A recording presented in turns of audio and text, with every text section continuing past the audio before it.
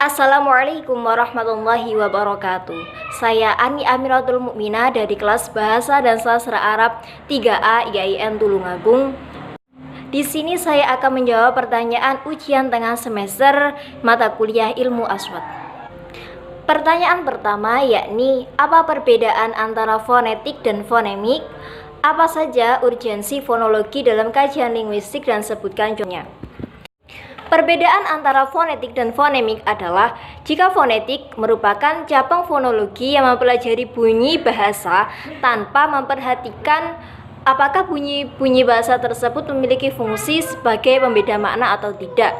Sedangkan fonemik adalah cabang fonologi yang mempelajari bunyi bahasa dengan memperhatikan fungsi-fungsi bunyi tersebut sebagai pembeda makna. Sedangkan urgensi fonologi dalam kajian linguistik adalah agar kita dapat memahami bahasa tersebut dengan baik dan bisa memahami makna dari sebuah ujaran itu sesuai yang dimaksud oleh sang penutur.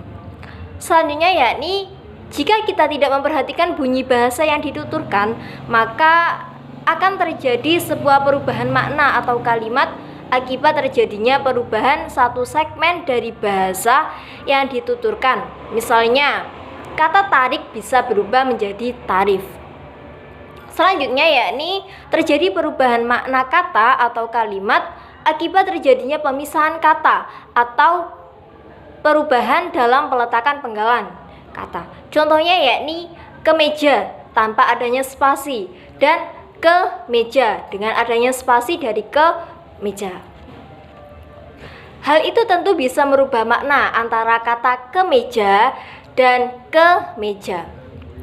Selanjutnya, jika kita tidak memperhatikan bunyinya dituturkan, maka akan terjadinya perubahan makna oleh akibat perubahan intonasi, perubahan peletakan jeda, yakni contohnya, dia baru datang, sore Kamis dia sudah pulang.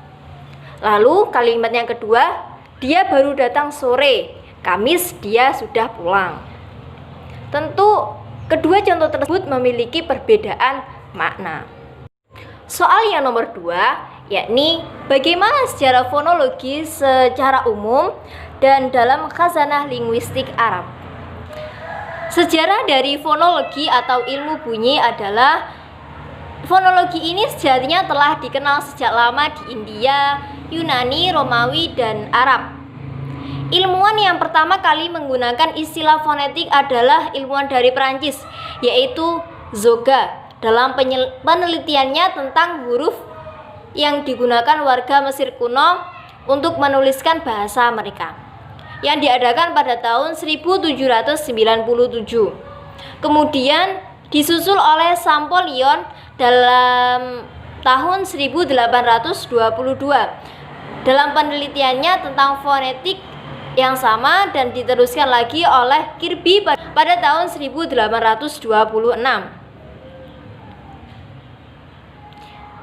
Pada tahun 1841, Latan menggunakan istilah bunyi sebagai cabang ilmu fisika yang khusus berkenaan dengan fonetik akustik. Lalu pada tahun 1875, Brooke dan Merkel menggunakan istilah ilmu bunyi ini sebagai salah satu bidang ilmu psikologi yang khusus berkenaan dengan ucapan. Selanjutnya pada tahun 1881, Sievers menggunakan istilah ilmu bunyi dengan maksud ilmu tentang bunyi bahasa seperti yang kita pelajari sekarang, yakni ilmu fonologi. Masuknya ilmu bunyi India ke dunia barat ini dimulai dari terjemahan Max Muller terhadap buku Risveda Pratisakya yang tertulis dalam bahasa Sanskerta sekitar tahun 1856. Ilmu bunyi di Yunani ini dianggap sebagai dari ilmu tata bahasa yang berhubungan erat dengan derivasi kata atau turunan kata, etimologi, semantik, dan penuturan kata dan kalimat. Plato merupakan orang yang memperkenalkan adanya alofon dalam vokal dan konsonan bahasa Yunani. Pada awalnya ilmu bunyi ini dikenal di Yunani masih sangat sederhana, tidak seperti sekarang yang telah berkembang.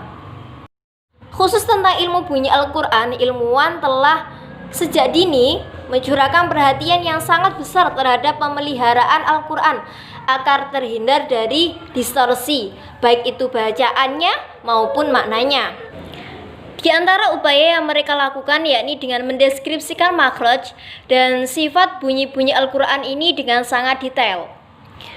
Ilmu bunyi Al-Quran ini bisa kita sebut dengan ilmu tajwid atau ilmu qiraat. Ilmu tajwid atau ilmu qiraat ini termasuk ilmu yang pertama kali lahir setelah lahirnya Islam, di mana telah tercatat bahwasanya ilmu ini telah lahir sejak abad ke-3 Hijriah, yakni ketika Abu Ubaid Qasim bin Salam meluncurkan bukunya yang berjudul Al-Qiraat. Kemudian disusul oleh Musa bin Abdullah bin Yahya Al-Haqqani dengan meluncurkan kumpulan syairnya yang diberi nama dengan Qasidah Al-Haqqaniyah yang berisikan bunyi-bunyi Al-Quran. Dilanjutkan oleh Khalil bin Ahmad yang telah menyusun sebuah kamus bahasa Arab yang dinamakan dengan Al-Ain, yang disusun berdasarkan makhraj bunyi yang terjauh yakni di tenggorokan. Upaya Khalil bin Ahmad ini dilanjutkan dan dikembangkan oleh muridnya yang bernama Sibawayh dengan menyusun sebuah buku yang bernama Alkitab yang terdiri dari 4 jilid. Dalam jilid keempat beliau membuat bab khusus tentang bunyi dan membuat namanya dengan bab Al-Idgham. Di pihak lain, Ibnu Jinni dalam bukunya Sirru Sin'at Al-I'rab telah memperkenalkan organ bicara, makhraj, sifat-sifat bunyi, vokal panjang, pendek, dan berbagai fenomena bunyi seperti tebal tipis, qalqalah, dan lain-lain. Ini semua menunjukkan bahwa linguis Arab juga mempunyai andil yang besar dalam menghasilkan ilmu bunyi. Pertanyaan yang nomor 3 adalah gambarkan bagian-bagian alat ucap dan jelaskan. Gambar ini merupakan bagian-bagian dari alat ucap, yakni memiliki 3 komponen: komponen supraglotal, komponen laring, dan komponen dimulai dari yang nomor 1 yakni paru-paru, nomor 2 batang tenggorok, nomor 3 pangkal tenggorok, 4 pita suara, 5 krikoid, 6 tiroid, 7 aritenoid, 8 dinding rongga tenggorokan, 9 epiglotis, 10 akar lidah, 11 pangkal lidah, 12 tengah lidah, 13 daun lidah, 14 ujung lidah, 15 anak tekak, 16 langit-langit lunak, 17 langit-langit keras, 18 gusi atau ceruk gigi, 19 gigi atas, 20 gigi bawah, 21 bibir atas, 22 bibir bawah, 23 mulut, 24 rongga mulut, 25 rongga hidung. Paru-paru adalah sumber arus udara yang merupakan syarat mutlak untuk terjadinya bunyi bahasa. Namun perlu diketahui bahwasanya bunyi bahasa dapat dihasilkan dengan arus udara yang datang dari luar mulut. Yang kedua yakni pangkal tenggorok, pita suara, glotis, dan epiglotis. Pangkal tenggorok adalah sebuah rongga pada ujung saluran pernafasan yang di ujungnya ada sepasang pita suara. Pita suara ini dapat terbuka lebar, terbuka agak lebar, terbuka sedikit, dan tertutup rapat, sesuai dengan arus udara yang dihembuskan keluar. Celah di antara pita suara ini disebut dengan glotis. Pada glotis inilah awal terjadinya bunyi bahasa dalam proses produksi bunyi bahasa. Proses pembunyian ini dibantu oleh epiglotis atau katup pangkal tenggorok yang berfungsi menutup dan membuka jalan nafas dan jalan makanan atau minuman ke arah pencernaan. Yang ketiga yakni rongga kerongkongan atau faring. Faring adalah sebuah rongga yang terletak di antara pangkal tenggorok dengan rongga mulut dan rongga hidung. Faring ini berfungsi sebagai tabung udara yang akan ikut bergetar bila pita suara bergetar. Selanjutnya yakni langit-langit lunak, anak tekak, dan pangkal lidah. Langit-langit lunak dan bagian ujungnya yang disebut anak tekak dapat turun dan naik untuk mengatur arus udara yang keluar masuk melalui rongga hidung dan rongga mulut. Selanjutnya yakni langit-langit keras, ujung lidah, dan daun lidah. Dalam pembentukan bunyi-bunyi bahasa, langit-langit keras ini berlaku sebagai artikulator pasif, dan yang menjadi artikulator aktifnya yakni ujung lidah atau daun lidah. Selanjutnya yakni ceruk gigi, apex, dan daun lidah. Dalam pembentukan bunyi bahasa, alveolum sebagai artikulator pasif dan apex atau laminum sebagai artikulator aktifnya. Selanjutnya, gigi, ujung lidah, dan bibir. Dalam produksi bunyi bahasa, gigi atas dapat berperan sebagai artikulator pasif. Yang menjadi artikulator aktifnya adalah apex atau bibir bawah. Bibir bawah dan bibir atas. Dalam pembentukan bunyi bahasa, bibir atas bisa menjadi artikulator pasif dan bibir bawah menjadi artikulator aktifnya. Selanjutnya yakni lidah atau tang. Lidah terbagi atas 4 bagian, yakni ujung lidah atau apex, daun lidah atau laminum, punggung atau pangkal lidah atau dorsum, dan akal lidah atau root. Lidah dengan bagian-bagiannya dalam pembentukan bunyi bahasa selalu menjadi artikulator aktif, yakni artikulator yang bergerak. Sedangkan artikulator pasifnya adalah alat-alat ucap yang terdapat pada rahang atas. Selanjutnya yakni mulut dan rongga mulut.